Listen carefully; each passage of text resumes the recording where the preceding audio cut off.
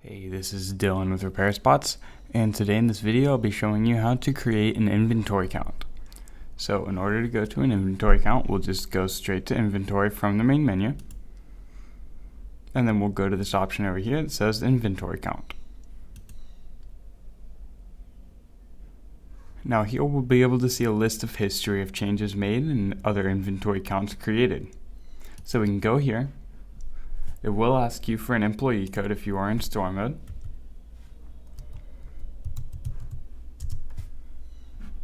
Login.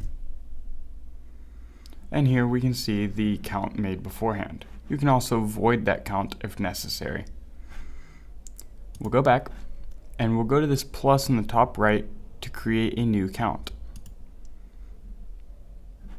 Again, since we're in store mode, it will ask us for an employee code.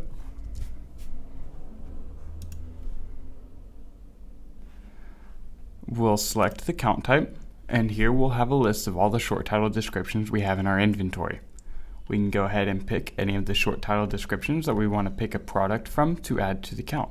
So we can get hard case, and then we can add as many of these as we want. We can also just press this add all button. Now, after you have your items, you'll be able to add however many you want to add to the stock, or take away. We'll go continue. We can confirm, seeing the different differences made to stock. Submit new inventory count.